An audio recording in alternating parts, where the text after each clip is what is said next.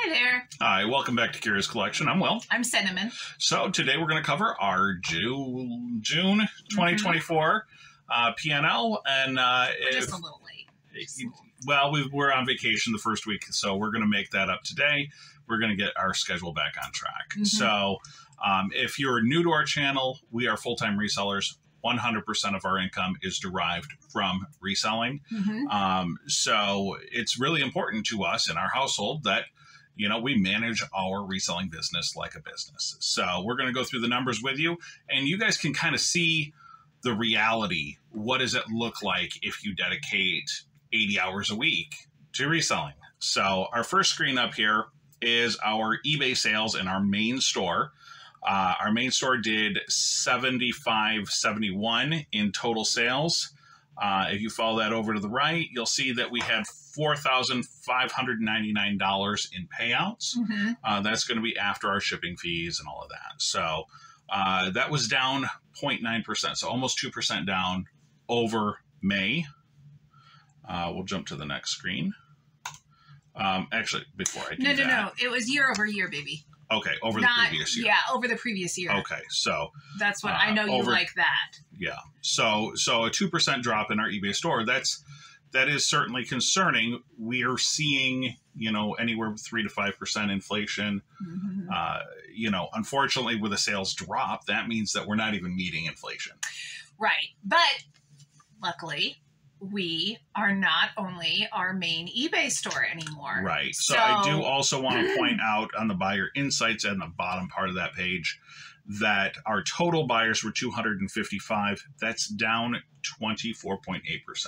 Yeah. So that is a significant decline in new customers and a massive increase actually in repeat buyers. Customers. So thank goodness too, which is why we spend so much time and energy really focusing, and we've talked about it before, like our customer service is so important to us. We genuinely want to exceed the expectations of all of our buyers, which is why we put so much into our packaging, into, everything that we do for our customers, because like, if that's going to be 10% of our business, like yesterday, if it wasn't for repeat buyers, we would not have had any sales at all. Right. So, every sale we had yesterday, I think we had 8 item sales. Yeah. 100% of them were repeat buyers. Thank goodness. That is certainly concerning as well. I do kind of want to point out with regard to that, if we're niche sellers. We sell ephemera, we sell jewelry, and that's pretty much where we live. If you're selling one-off items, you might not have that same opportunity. Yeah. So it might not be as important in your business model. Sure. But for us, it certainly is important to keep bringing those people back. So we popped over to the next screen here, and this is going to kind of show us, again, those buyer insights. But, where did the sales come from? So cruise ship ephemera was $1,411. It accounted for 18.64% of our total main store sales, which was up 109%. You have been just crushing it. Well, and I've been listing that category. I've been listing that category exclusively to the point where I've listed everything I had left. So it took me a year and a half to go through the collection, and I've got 100% of it out now. Number 2 was photographs. I don't have anything off the top of my head that other than couple of expensive individual pieces. The rest of it was just, like the normal stuff that we're doing. And then, my jewelry sales, of course. Right. So necklaces and pendants was 547. Earrings was 382, and earrings have been doing really well this month. So more shipping at $360. Yeah, no, the jewelry's been doing very well for us, but when we get there, we'll see that it's actually coming from a different platform. It's not the majority. This is $920 or something. So we'll pop over to the next screen and see what we've got there. Now this one is the whole year. Okay, on so eBay, on our main store, right? We're up. We are down 1.5% in our main store. We are, yeah. But it is what it is. I at this exact moment in time, I feel like all of the economy is down. So I'm not going to beat ourselves up over the fact that we're down 1.5% over last year. There's still a lot of year left to go. And at least we caught up. So last month, our year over year was down, like, I think it was like 7% or something. It was down enough that it was really bothering us. We're up, we're catching up. Yeah, so yeah. I'm not. I think we're pushing hard to hold on. I think is really what it is. When we look at our total buyers are up. We're at 1,883 total buyers for the year. 13.3% up on our repeat buyers for the year. So 187 out of that 1,883 were repeat customers. So almost 10%. 10%. So right. When you're looking at that, like for us, again, we're talking for us, the numbers are very clear that those repeat buyers they're 10% of our main store. Right. So we really, really do need to cater to them. Right. So next we've got our P&L. So we've got... this is everything. Right. This is all of our business opportunities put together, one listing. You'll see as I'm looking at the list, our income portion, you will not see YouTube on there. We not yet. Are a monetized channel. However, we do not receive consistent income from YouTube. We have not, as of this date, received a check from them. So you'll not see that in there. When we get that, you will see that on there because there's a lot of talk in the community about how, well, you've got a YouTube channel, so you're probably making all your money on that. Not for us. Main store sales. So this is going to show the income, and then it's going to have less the refunds. So the eBay screen doesn't show it that way, so it's going to be represented a little bit differently. $6,949, $39.77 in refunds. Our ad store, so that's our second eBay store, $832.60. Mercari, $801.25. That was all jewelry sales. Yay! It's working. It's working. I'm super, super pleased about that because these have I only started cross-listing in April. So April, May, June, 3 months I've been cross-listing, and these stores have grown from 0 to Mercari had $800. Right. And so Mercari at this point is 10% of our business. Our ad store is 10% of our business. So last year we were operating 100% on eBay, and that store that we showed you is actually down. So even though that store was down, we're still growing our business. We've grown 10% there. We've got another 10% in the ads.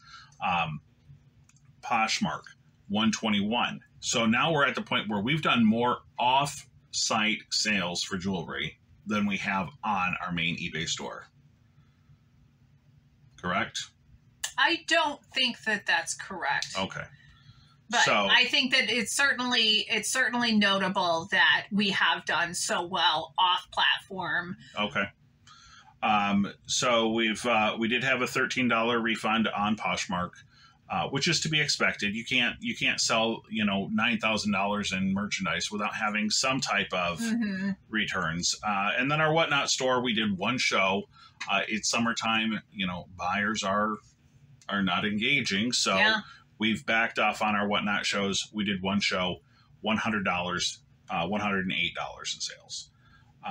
Total cost of goods. So this is everything that we spent, $3,536, $500 towards inventory, platform fees, $437, shipping fees. This one always takes a big bite, $1,200. We've got shipping supplies, so all of our boxes, tape, labels, $132, mileage. So this is one area that we can actually control, and we tend to do a pretty good job on that. Yeah, we try to make, if we go somewhere, then we try to clump together as many trips as possible into one, so that we can kind of if you go all the way, if you travel an hour to go pick something up from an auction that's an hour away, now you're adding, 2 hours of drive time and mileage into that piece. So it's really important that you spread that out over multiple pieces or over multiple different, you go to a flea market and you go to the, like 3 different flea markets at once or what have you. Mm-hmm. Yeah, we definitely want to get the most out of that transportation dollar. And then transaction fees, $1,120. So our gross profit for the month, $5,223. And so we go into our other business expenses, $25 for the accounting and bookkeeping. That's the screen that you just saw with our P&L statement.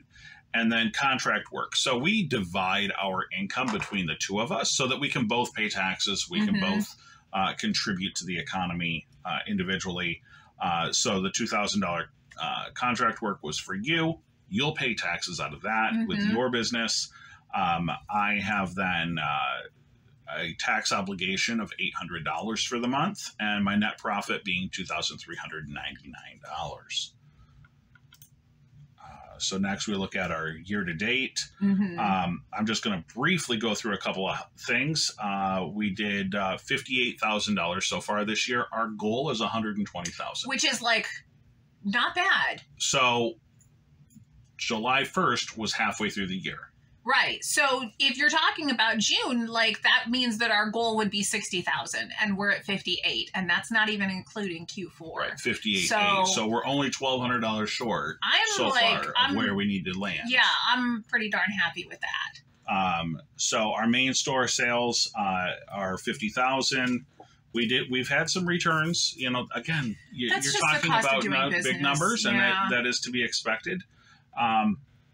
Cost of goods. 26,800, half of our total sales.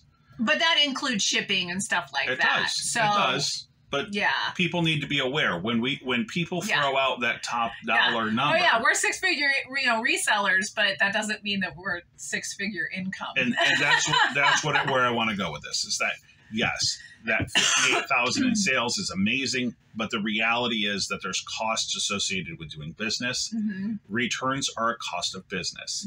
Sourcing is a cost of business. Mileage is a cost of business. So we control what we can, and we have to learn to accept the stuff that we can't. And so, we're looking at about 50% of our total sales will end up which is awesome. I'm at 50%. That's an amazing. I'm super pleased with it. So as we pop down to the bottom, gross profit 32,000. So that's 32,000 on 58,000 in sales. I'm very pleased with that. As we look through, your income 12,000, my income 12,400. So again, very balanced, very consistent. And we push for every dollar we get. So it's just kind of the nature of the business. So where is it coming from as a whole with all of our categories? This is the main store again. You kind of touched on this earlier. We talked about, collectibles and jewelry. That's really where we are. This month, however, we did have some craft supplies, and what that was, we were at and thank goodness we went to this estate sale. There was a specific estate sale. We've talked about it already because it was just that notable for us. That's where those ruby diamond earrings came from. We had a couple of lapis lazuli pieces that were just amazing that sold right away. And the colored pencils that you picked up, those were a great find. That was, I really, we talked about it, thank goodness we stopped at that estate sale. Right. So we weren't actually intending to go. I had looked at our app and saw that there was something that was 2 miles from us. Right. And so I said, well, let's go check it out. Let's get it out of the office and see. It won't take up much time in the day. It's right at 8 o'clock. And we spent $90 in inventory. We've turned that into $1,200. That that really saved our month, because halfway through the month, our sales were looking pretty rough, and it was a little scary to me. So I'm very glad that we did that. The one thing that you won't see on this report is print ads. And I want to talk about that because we were just talking about it before we started filming. Yep. Our print ads aren't performing. They're not performing at all. Like, I was hoping to get, 1 to 5% sell-through rate on those, and the market has just gone from what we've seen. And so we're going to not just back out of those, but we're going to probably start purging those from our inventory with, an eye towards the ones that have sold historically. So I think it's really important that like what you're doing right now is you're looking at the categories, you're reflecting, you're saying, okay, like it's not that I did anything wrong or that there's anything bad. Like, I don't have to grip onto this category, and say, but I've put so much time and energy into it, so now I can't let it go. It's okay to look at something with an objective lens and say, you know what, the numbers just aren't here, so maybe I need to put my energy elsewhere. And I think that that's really a good thing to be able to do objectively. That's kind of where I wanted to take the show today, is that, we're halfway through the year. I think that if you haven't done it already, take a moment, look to see where your profitability is, look to see where your sales are coming from, and make an evaluation. We're going into Q3 and then into Q4. So we have a great opportunity right now, mid-year. Sales are down, yes, there's sourcing to be done, but as we kind of go out and source, we need to be in mind, like, what's actually working for us and what isn't. Yeah. So, and as we kind of do those same diagnoses on our business, it means that we're changing some things. It doesn't mean that we're abandoning everything or every category, but we're certainly going to be more selective moving forward. Absolutely. Because we just don't need to spend time and energy on things that aren't performing. That's real. That is 100% everything I had for today. Yeah. Okay. Well, I think that's good because those are our numbers. So, all right. Thank you guys for stopping in. We really appreciate you being there. Like and subscribe. Thanks so much. Good luck to you guys out there.